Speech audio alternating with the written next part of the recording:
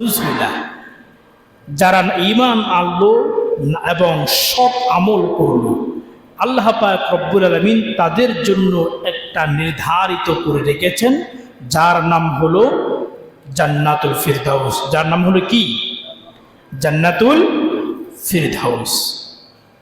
প্রিয় বন্ধুগণ, আবার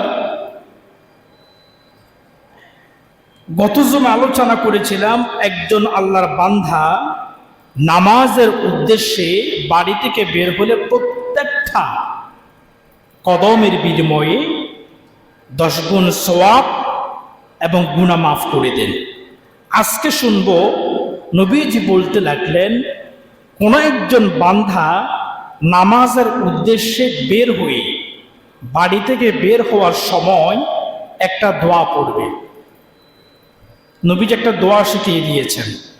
যদি এই দোয়াটা পড়তে পারেন, আল্লাহ পাক রব্বুল আলামিন আপনার জন্য 70,000 ফেরেশতা নিয়োগ করে দিবেন, যাদের কাম হলো আপনার জন্য গুনাহ মাফের দোয়া করা। সুবহানাল্লাহ পড়বেন না? এখন আপনি গুনাহ মাফ চাইতেছেন, নিজের গুনাহ আপনি নিজে চাইতেছেন, আপনার পক্ষ থেকে অন্য কেউ চাইতেছে? বুঝাইতে পারি নাই। আপনার গুনাহ মাফ করার কথা আপনি নিজে বলতেছেন, আপনার গুনার কথা আর কেউ বলতেছে না। বলবে কোত্থেকে? যিনি বলবেন তিনিই তো তার গুনাহকে নিয়ে ব্যস্ত, ঠিক কিনা? অর্থাৎ আপনার গুনাহ, আমি বলি আমার যে গুনাহ হয়েছে, এই গুনাহ আল্লাহর কাছে মাপ চাইতে হবে। এখন আমি টেনশনে আছি, আমার গুনাহ কখন মাপ হচ্ছে, এই জন্য আমি আল্লাহর কাছে বলতেছি। আপনারটা বলার সময় আছে আমার কাছে? বুঝাইতে পারি নাই। হ্যাঁ, আমি আমার মুনাজাতের সময় আপনার নাম একবার দুবার বলতে পারি, কিন্তু সব সময় বলবো না। বাস্তবতার দিকে আসুন। আপনি আপনার পীর সাহেবকে মহব্বত করেন, ভালোবাসেন। আপনার পীরকে আপনি বলেছেন যে হুজুর আমার জন্য দোয়া করুন। হ্যাঁ, দোয়া করেছেন, কিন্তু উনি যে বিশেষ রাতে মুনাজাত করেন, তখন তো উনি আপনার কথা বলবেন না।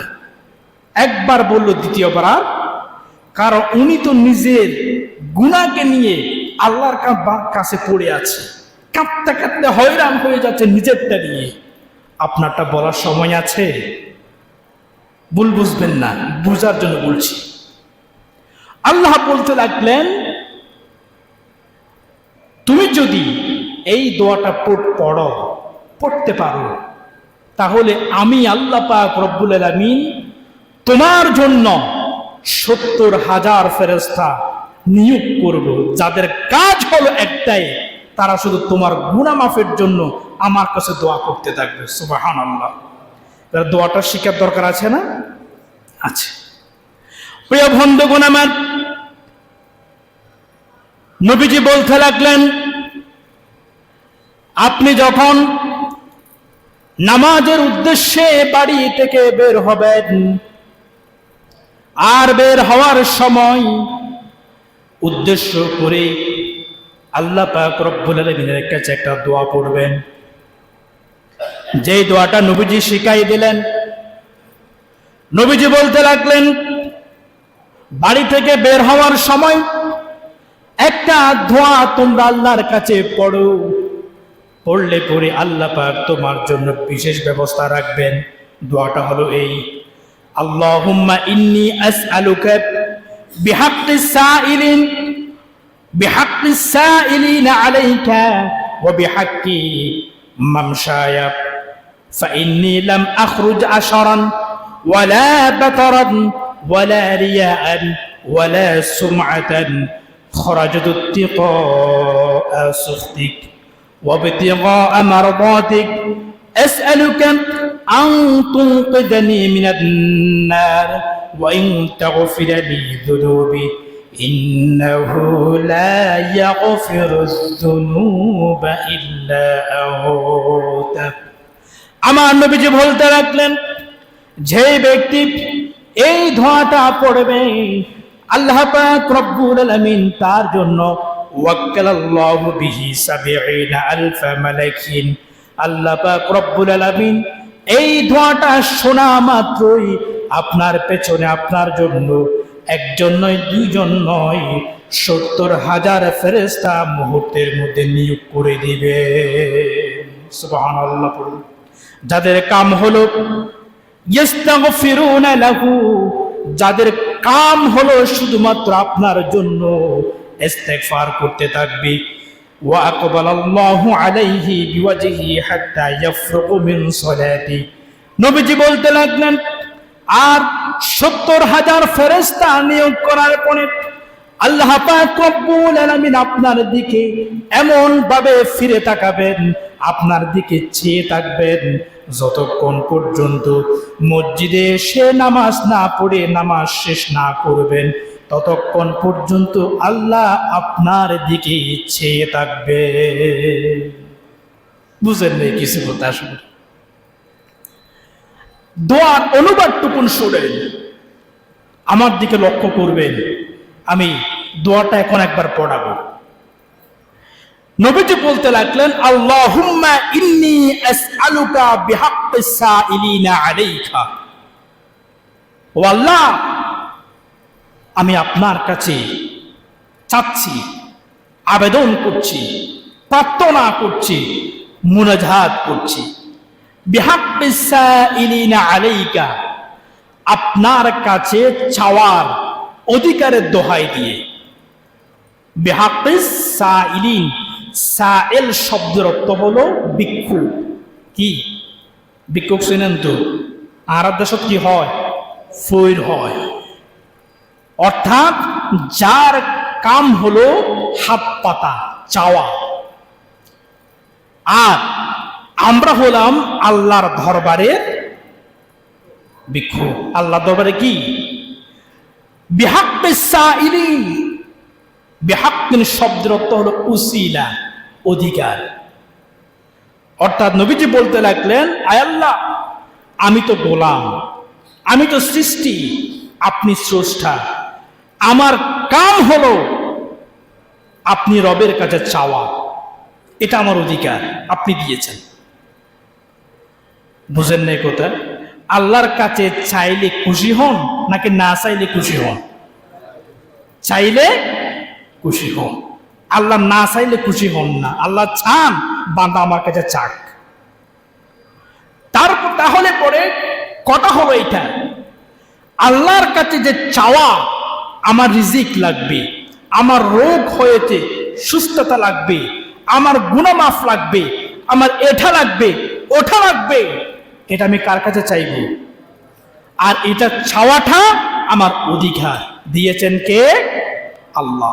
নবীজি বলতে লাগলেন, বলুন আপনি আল্লাহর কাছে, উম্মত তুমি বলো, ও আল্লাহ, আমার আপনার কাছে চাওয়া যে অধিকার, এই অধিকারের উসিলা দিয়ে আপনার কাছে মুনাজাত করছি। সুবহানাল্লাহ। ওয়া বিহাক্কি মামশায়া, এবং রব্বুল আলামিন হেদায়েতের পথে পরিচালিত হওয়া, এটাও আমার অধিকার।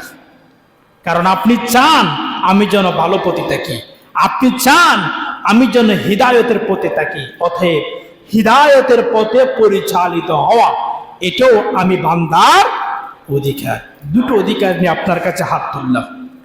এরপরে বলতে লাগলেন রব্বুল আলামিন, ফাইন্নী লাম আখরুজ, ও আল্লাহ, আমি ঘর থেকে বের হচ্ছি অন্য কোনো উদ্দেশ্য নয়, উদ্দেশ্য কেবল একটাই, আশরান ওয়ালা বাতরান ওয়ালা রিয়াআন ওয়ালা সুমআতান। ভালো করে শুনবেন। আল্লাহ পাকের কাছে বলতে লাগলাম, আল্লাহ, বাড়ি থেকে বের হচ্ছি নামাজের উদ্দেশ্যে, তবে এই নামাজ পড়ার উদ্দেশ্য এটা কোন অহংকার নিয়ে বের হচ্ছি না, কোন অবাধ্য হয়েও বের হচ্ছি না, এমনকি এটা উদ্দেশ্য আমার মধ্যে নাই, আমি যদি নামাজ পড়তে যাই লোকেরা দেখবে, আমাকে নামাজই বলবে, মানুষকে দেখানোর জন্য আমি নামাজ পড়তে বের হচ্ছি না। ওয়ালা সুমআতান, মানুষকে শোনানোর জন্য আমি বের হচ্ছি না। আমি বের হচ্ছি শুধুমাত্র আল্লাহ তোমার সন্তুষ্টির জন্য। সুবহানাল্লাহ। বলুন না, আমরা কি কোনো মানুষকে দেখানোর জন্য নামাজ পড়ছি? যদি মনের মধ্যে থাকে এই কথা যে আমি নামাজ পড়লে মানুষেরা আমাকে নামাজ বলবে, লোক মুখে আবার নাম ছড়িয়ে পড়বে, যদি এটা আপনার উদ্দেশ্য হয় ছেড়ে ফেলে দিন, ঝেড়ে ফেলে দিন। এটা রাখতে পারবেন না, কারণ আল্লাহ পাক ওই ইবাদতটা কবুল করবেন যেটা আল্লাহর জন্য করা হয়েছে। বান্দার জন্য কিছু করলে এটা রব্বুল আলামিন নিবে না। তাহলে বলুন, আমরা বলতেছি আল্লাহ আমি মানুষকে দেখানোর জন্য, শোনানোর জন্য অহংকার কিংবা অবাধ্য হয়ে নামাজের উদ্দেশ্যে বের হই নাই। আমি দোয়ার অর্থ বলতেছি এগুলো। এরপরে আল্লাহ নবীজি আবার শেখাই দিচ্ছেন কি জন্য বের হলাম। নবীজি শেখাই দিচ্ছেন, তুমি বলো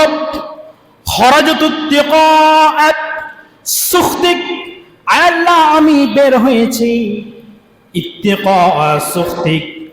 আমি যদি নামাজের জন্য না যাই, বান্দার হক যদি তুমি আল্লাহর হক যদি আমার আদায় না করি, তাহলে তুমি আল্লাহ আমার উপর গোসা হয়ে যাবে, বেজার হয়ে যাবে। আর আপনার বেজার হওয়াটাকে আমি ভয় করছি, এই জন্য আমি ঘর থেকে বের হলাম। কথা বুঝেন নাই? বুঝলেন না? নামাজ না পড়লে আল্লাহ খুশি হন? হ্যাঁ, নামাজ পড়লে খুশি হন, না পড়লে আল্লাহ নারাজ হন, বেজার হন, আল্লাহ অসন্তুষ্ট হন, গুসা হন। আর আল্লাহ যদি আপনার উপর গোসা হয়ে যায়, আল্লাহ যদি আপনার উপর নারাজ হয়ে যায়, আপনার কি অবস্থা হবে? বুঝাইতে পারি নাই। আপনি বাঁচতে পারবেন? আল্লাহ যদি আপনাকে না বাঁচান, এমন কেউ কি আছে যে আপনারা বাঁচাইতে পারবেন? না। আমাদের বাঁচানোর মালিক একজন, তিনি কে?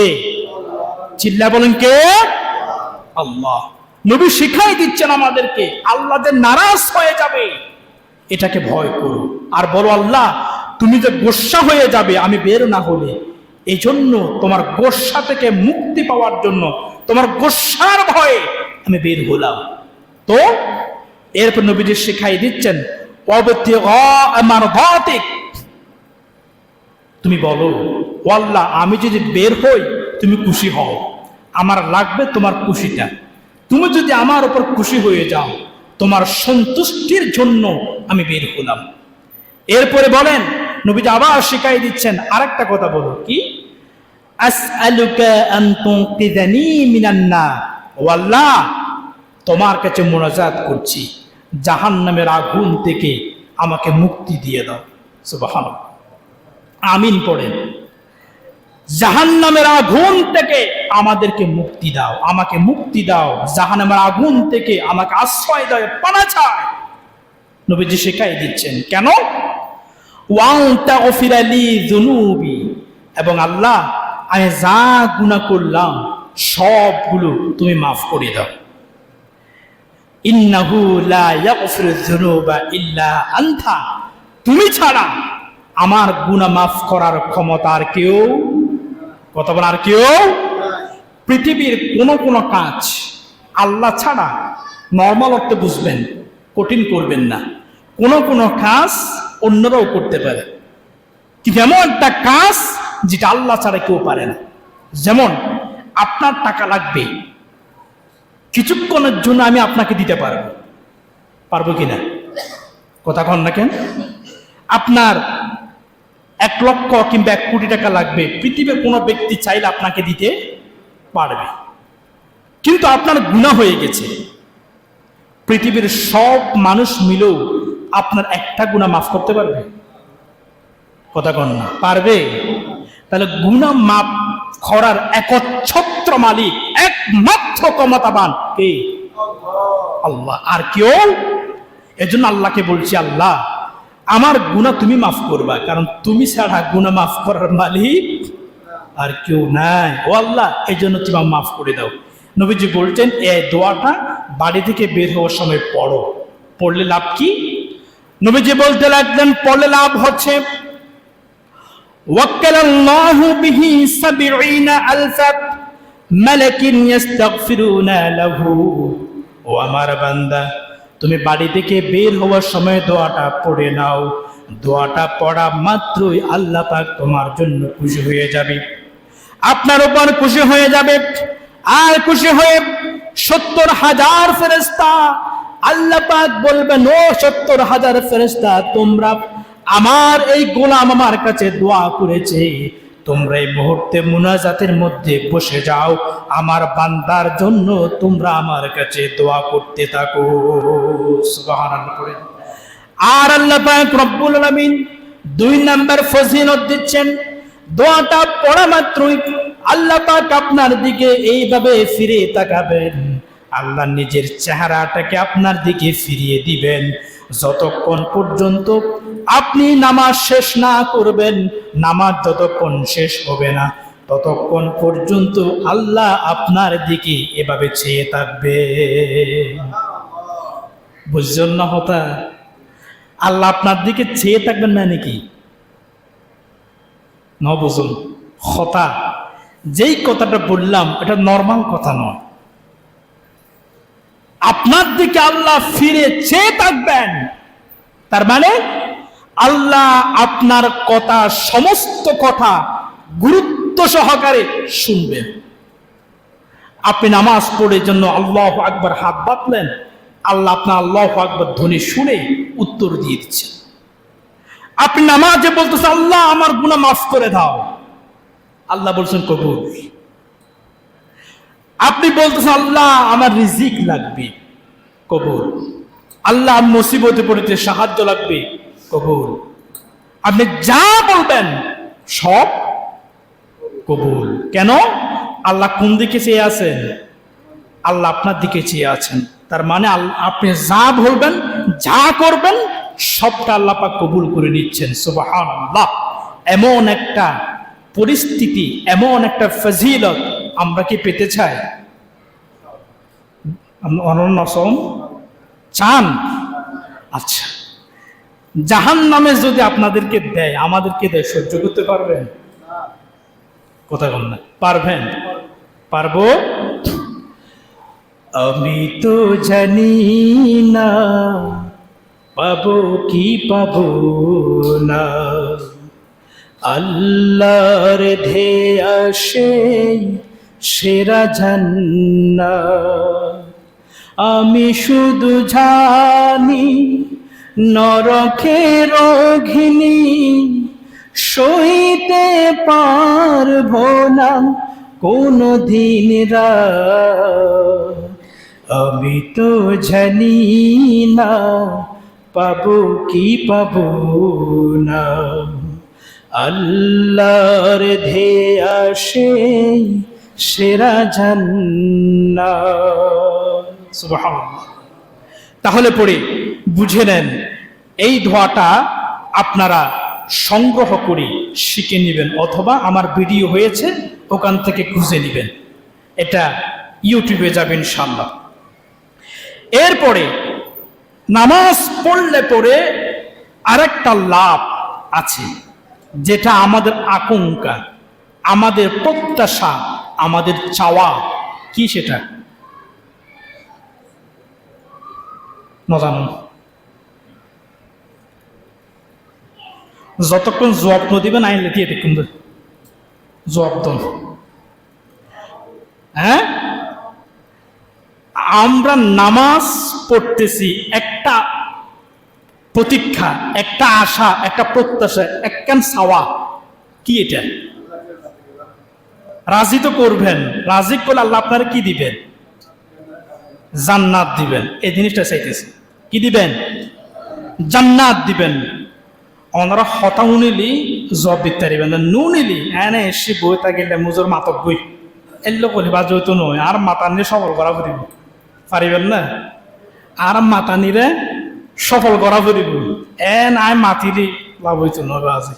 আল্লাহ ধরিব অনরারে হুজুর গ ফাটা দি ঘুরে মিককে এবার হতা নৌনুস জিকিলে, হতা নৌনুসকা ধরিব অনরারে, আরো ধরিব ন হসকা। এত লাই আয় নিজেরা বাঁচা পেলে হতা হই দিস, অনবাসি বেলাই উনি লইন আইন। নবীজি বলতে লাগলেন, বিখ্যাত একজন সাহাবী নাম হলো হযরতে জাবের ইবনে আব্দুল্লাহ। হযরতে জাবের ইবনে আব্দুল্লাহ আল্লাহর নবীর একজন সাহাবী, হাদিসের রাবি। বলতে লাগলেন, قال أتى النبي صلى الله عليه وسلم النعمان ابن قوقل, অর্থাৎ নোমান ইবনে কৌকাল নামক একজন সাহাবী নবীজির কাছে আসলেন। একজন সাহাবী বর্ণনা করতেছেন আরেকজন সাহাবীর কথা। আসলেন, আসার পরে নবীকে একটা প্রশ্ন করলেন। নবীকে কি করলেন? একটা প্রশ্ন করলেন। প্রশ্নটা হচ্ছে এই, ফাকাল ইয়া রাসূলুল্লাহ, বলতে লাগলেন, হে রাসূল, ইন হালালতুল হালালা ওয়া হারামতুল হারামা ওয়া সাল্লাইতুল মাকতুবাতি ওয়া লাম আযিদ আলা যালিকা আদখুলুল জান্নাহ। নবীজিকে প্রশ্ন করলেন, ইয়া রাসূলুল্লাহ, যদি আমি হালালতুল হালালা, হালালকে হালাল মনে করে গ্রহণ করি, মেনে নিই, ওয়া হারামতুল হারামা, হারামকে হারাম মনে করে বর্জন করি, ছেড়ে দিই, ওয়া সাল্লাইতুল মাকতুবাতি, এবং ফরজ নামাজকে আদায় করি, ওয়া লাম আযিদ আলা যালিকা, এর কাছ থেকে আমি কোনো কিছু বাড়াবো না, তিনটা কাজ করব, বাড়াবো না, বৃদ্ধি করব না, শুধু তিনটা কাজ করব, আদখুলুল জান্নাহ, নবী আমি কি জান্নাতে যেতে পারবো? নবীজি উত্তর দিয়েছেন, ফাকাল লাহু রাসূলুল্লাহ সাল্লাল্লাহু আলাইহি ওয়াসাল্লাম নাআম, হ্যাঁ, জান্নাতে যেতে, জান্নাতে যেতে। সাহাবী কয়টা কথা বলেছেন? বলেন না কয়টা? তিনটা। কি কি? এক নাম্বার, হালালকে হালাল মনে করে মেনে নেওয়া, হারামকে হারাম মনে করে ছেড়ে দেওয়া, ফরজ নামাজকে আদায় করা। কয়টা কাজ? হন হওয়ান শিখি যা হইবাজি তুন একবার নুরানি বর্ণনা শিখে ইমদাজি হন। আবার হালালরে হালাল মনে করা, মনে করে গ্রহণ করা, নিজের আমলে ঢুকাই ফেলা, হারামকে হারাম মনে করে ছেড়ে দেওয়া, ফরজ নামাজকে আদায় করা। তিনটা কাজ যদি আমি করি, তিনটা কাজের বাইরে আর কিছুই করব না, যদি এমনটা হয়, ও নবী আমি কি জান্নাত পাবো? নবীজি বলেছেন, নাম, হ্যাঁ, জান্নাত পেয়ে যাবে। এবার প্রশ্ন, হুজুর হালাল এবং হারাম জিনিসটা কি? নামাজটা বুঝলাম, আমার মূল উদ্দেশ্য নামাজ, ফরজ নামাজ পড়লে আল্লাহ কি দিবেন? কথা বল, কি দিবেন? এখন প্রশ্ন হচ্ছে হালাল এবং হারাম কি? আমরা একটু করে বলি। আমরা হালাল বলতে বুঝি গরুর গোশত, হারাম বলতে বুঝি কুত্তার গোশত, ঠিক কিনা? হালাল বলতে বুঝি হালুয়া, হারাম বলতে বুঝি পায়খানা। কিন্তু এর বাইরেও হালাল হারাম নাই? আছে না? টাকা আয় করা হালাল, ওই টাকা যদি আপনি খরচ করেন হালাল, এই টাকা যদি আপনি ব্যবসার মধ্যে কাটান হন না হালাল, ওই টাকা যদি সুদের মধ্যে ঢুকাই দেন হারাম। দোকান দিয়েছেন, ব্যবসা করা কি হালাল, 24 ঘন্টা আপনি হালাল ভাবে ব্যবসা বাণিজ্য করতেছেন, হালাল। নামাজের সময় হলো তারপরে বিক্রি করতেছেন, এখন কি? এখন কি? হারাম। তার মানে কিছু হালাল আছে, দৃশ্যত হালাল দেখা যায়, কিন্তু গোপনে গোপনে হারাম। আপনি ইনকাম ব্যবসা করতেছেন, ব্যবসাটা হালাল কেনা সেটাও আপনাকে দেখতে হবে। আপনি নামাজও পড়তেছেন, আবার ব্যবসা হালাল ব্যবসা করতেছেন। এখন প্রশ্ন করলাম, কোন ব্যবসা? সেটা হলো ট্যাবলেট বেচা। বুঝছেন না? হালাল না বুঝুন। শহরের মধ্যে একজন ব্যক্তি আমার কাছে যে প্রশ্ন করলো, হুজুর একটা পরামর্শ দেন। কি? আমি যেটাই ধরি সেখানেই লস খাই। ও আল্লাহ, কি বলেন? বলছে আমি কিছুদিন আগে একটা ব্যবসা ধরেছি, ধরার সময় সেটা লাভজনক, ধরার আগে যেই মাত্র ধরলাম একেবারে ফতে বসে গেলাম। ব্যবসাটা কি ভাই? বলছে হুজুর বলা যাচ্ছে না তো। তা আপনি না বললে আমি পরামর্শ দিব কিভাবে? গতকালকে একটা প্রশ্ন আমার কাছে আসছে যে এরকম এরকম ব্যবসার হিসাবটা একটু বলেন, কিভাবে হবে? আমি বললাম এভাবে বলা যাবে না, আমাকে ভিতরে ঢুকতে হবে, আরেকটু জানতে হবে, তারপর উত্তর। যাক, তো পরিশেষে বললো হুজুর টোট্টাঙ্গের ব্যবসা। কি ব্যবসা? টোট্টাং টোট্টাং টোট্টাং ছিল না? ও টোট্টাঙ্গের ব্যবসা। ও গাদার ভুয়া গাদা হালাল না? টোট্টাঙ্গের ব্যবসা কি হালাল? বেলে কি ব্যবসা যেটা সরকার নিষিদ্ধ করেছে, এই প্রাণীটা বেচা বিক্রি করা যাবে না, এটা পরিবেশের কাজ করে, এটা আপনি বিক্রি করতে পারবেন না। তো করছেন কেন? আপনি করতেছেন হারাম ব্যবসা আর আল্লাহর সাহায্য চাচ্ছেন বরকতের। নাউজুবিল্লাহ। বুঝবেন মানুষের মগজকে কোথায় কোথায় ধোলাই করা হচ্ছে। কিছুদিন আগে হালাল জিনিসটা বুঝাচ্ছে, আপনাকে মূল পয়েন্টে যেতে হবে। হালাল হারাম আর একটা উদাহরণ বুঝেন। বেশ কিছুদিন আগে, আজ থেকে প্রায় 2-3 বছর আগেও দেখেছি, আপনাদের নজর আসলো কিনা আমি জানি না, আমি দেখলাম আরব কান্ট্রির মধ্যে, আরব বিশ্বে একটা প্যাকেটজাত গোশত বিক্রি করা হচ্ছে। গোশতটা কিসের? শূকরের। কিসের? ফেসবুকে দেখেছি, বাস্তবে জানি না। তারা প্যাকেটের মধ্যে লিখে দিল সম্পূর্ণ হালাল পদ্ধতি জবাই করা। বুঝেন নাই? উগ্র এন্দুরফো আর হিন্দু বাড়ি আসলো না, আছে না? এন্দুরফো যদি গরু জবাই করে, মুরগি জবাই করে, অনর দেয়, খাইবেন না? খাইবেন না? কেন হবেন কে? হ্যাঁ, হালাল নয় কে? তাতে বেঈমান। তাতে কি? কোন অমুসলিম যদি কোনো কিছু জবাই করে, জবাইকৃত পশুর গোশত আপনার জন্য হালাল, এখন সে যদি বলে আমি বলার সময় বিসমিল্লাহ বলেছি, হবে না? আচ্ছা, শূকর যদিও অথবা জবাই করার যে পদ্ধতি আছে, গরু জবাই করা, ছাগল জবাই কিছু পদ্ধতি আছে না? আছে। মিনিমাম তিনটা রক কাটতে হবে, তারপরে ক্যাবলামুখী হয়ে কাটতে হবে, এরপরে রক্ত প্রবাহিত করতে হবে, আল্লাহর নাম বলতে হবে। অর্থাৎ হালাল হওয়ার জন্য জবাইয়ের যে প্রকৃতি সবগুলো আদায় করে আপনি শূকর জবাই করেছেন। মহাপুজন, আপনি কি করেছেন? শুয়োর জবাই করেছেন। হালাল? হালাল না, কারণ শূকরটাই তো হারাম। কিছু কিছু কথা বুঝতে পারতেছেন আমার? হালাল হারামকে খুঁজতে হবে, হালাল হারামকে খুঁজতে হবে। কোন জায়গায় হালাল, কোন জায়গায় হারাম বুঝে শুনে খাইতে হবে। তাহলে পরে আমাকে একটু হাজিরা দিন। নবীজি কয়টা কথা বলেছিলেন? 1 নাম্বার কি? হালাল খাওয়া। 2 নাম্বার কি? হারাম হারাম ছেড়ে দেওয়া। 3 নাম্বার নামাজ আদায় করা। 3টা কাজ করলে পরে আল্লাহ পাক রব্বুল আলামিন আপনাকে কি দিবেন? কথা বলেন, জান্নাত দিবেন। এরপরে আরেকটা হাদিস শোনাবো, শোনানোর পরে দেখি শেষ করতে পারে কিনা। একটু জিকির করি সুবহানাল্লাহ ওয়ালহামদুলিল্লাহ, সুবহানাল্লাহ ওয়ালহামদুলিল্লাহ। তুমি বাঁচাও, তুমি মারো, অবিরত ক্ষমা করো।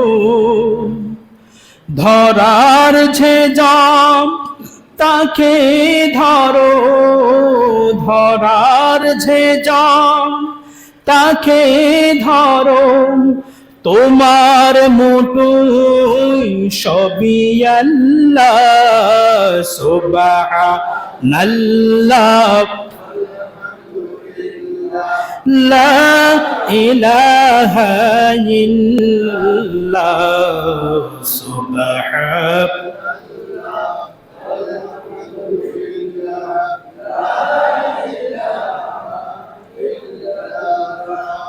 প্রখ্যাত সাহাবী যিনি সবচাইতে বেশি হাদিস বর্ণনা করেছেন, নাম হলো হযরতে আবু হুরায়রা রাদিয়াল্লাহু তাআলা আনহু।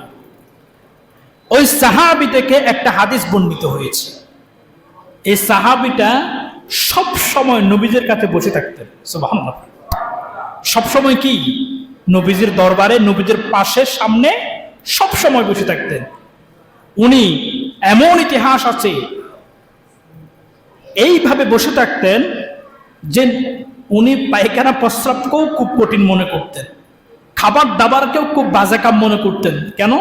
উনি বলছেন আমি যদি খাইতে বাইরে যাই আর ঠিক ওই সময় যদি নবীজি একটা হাদিস বলে ফেলেন, এটা তো আমি শুনতে পারবো না।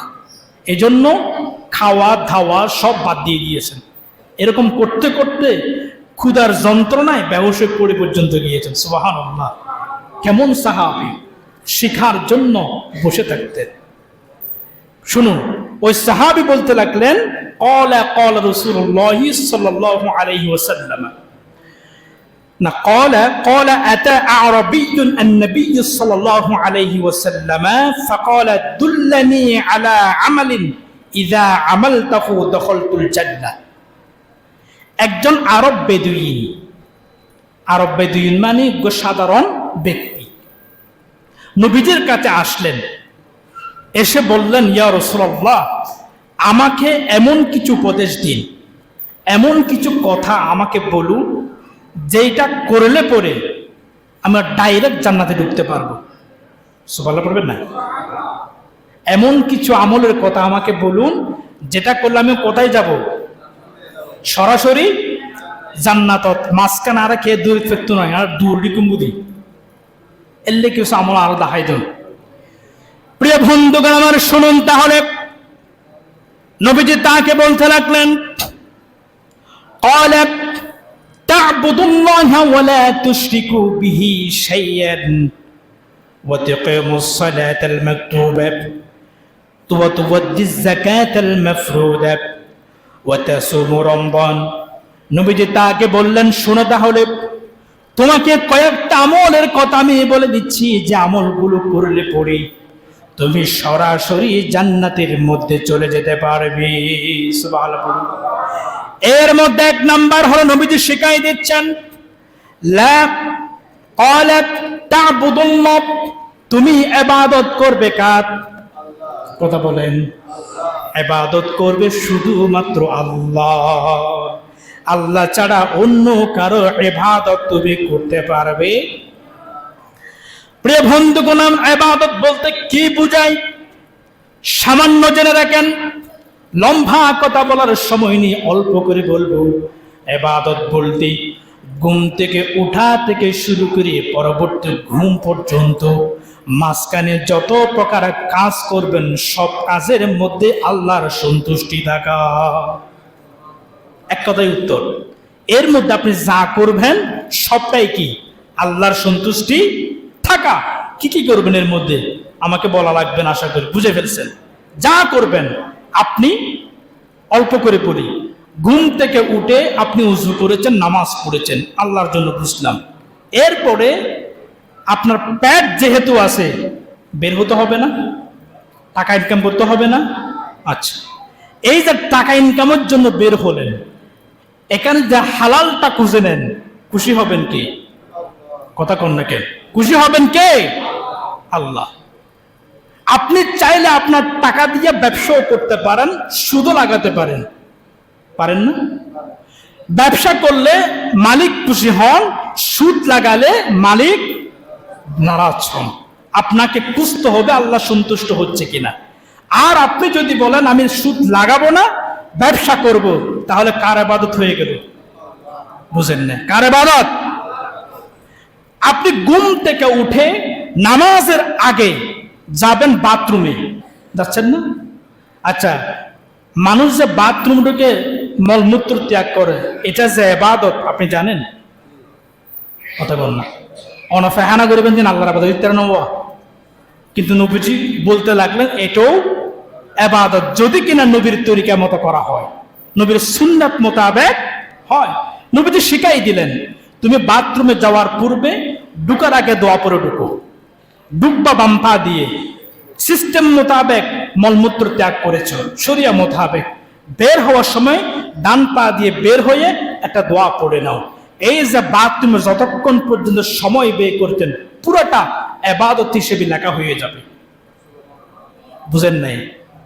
আপনি পানি পান করতেছেন, খাবেন, এটা আমার ক্ষুধা, আমার পেটের ভোগ, আমি খাইলেও আমার লাভ, না খাইলে আমার ক্ষতি। কিন্তু নবীজি বলতে লাগলেন তোমার লাভ হোক বা ক্ষতি হোক, যে কাজটাই তুমি করতেছো ওটা যদি শরিয়া মোতাবেক হয় ওটাও তোমার জন্য ইবাদত। সুবহানাল্লাহ পড়েন। কেমন? পানি পান করার সময় ডান হাত দিয়ে ধরবো, 3 ঢুকে খাবো, খাওয়ার সময় বিসমিল্লাহ পড়বো, বাম হাত দ্বারা ছুঁইব না। এই কাজটা করলে পরে আপনার জন্য সুন্নতের সওয়াব লিখে দিবেন কে? এইভাবে আপনি যত কাজ করবেন সব কাজ আল্লাহর সন্তুষ্ট মোতাবেক করলে পরে সবগুলো ইবাদতের মধ্যে শামিল হয়ে যাবে। সুবহানাল্লাহ পড়েন। তাইলে ইবাদত হবে কার?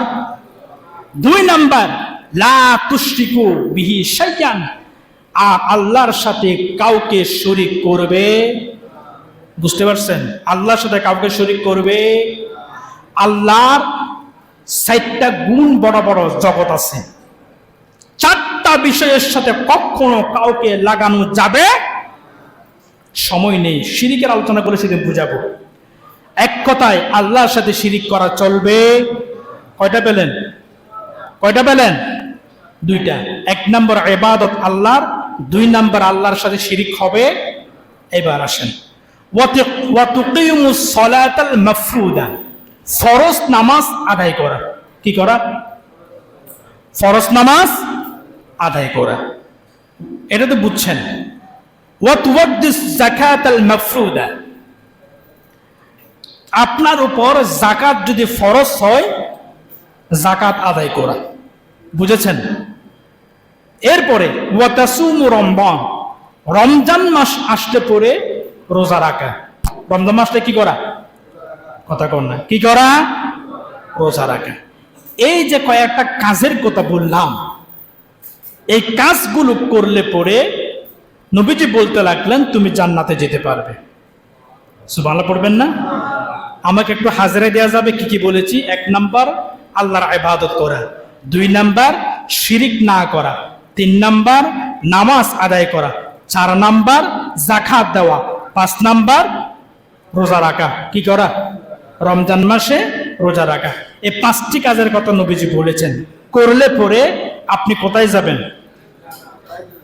এই ওয়াসান নবীজি গরব দেয় উগ্র মেঞ্চরে হারাগর কি দেয় উগ্র।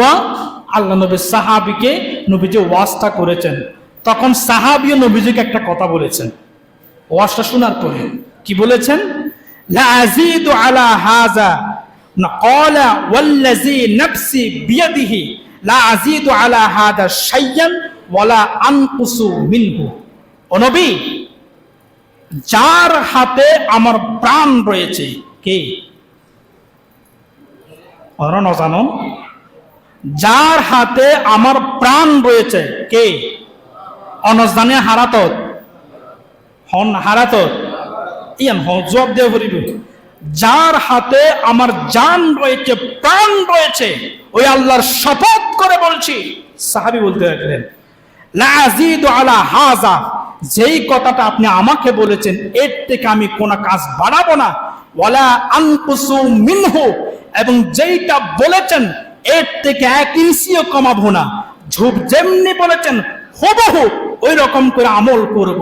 তারপর ওই ব্যক্তি ফালাম্মা ওয়াল্লা ক্বালা নবী সাল্লাল্লাহু আলাইহি ওয়াসাল্লাম, এই কথা বলার পরে ওই ব্যক্তি মান সাবরাহু আন ইয়ানজুরা ইলা রাজুলিন, ব্যক্তিটা এই কথা বলে ওই বৈঠক থেকে উঠে চলে গেলেন।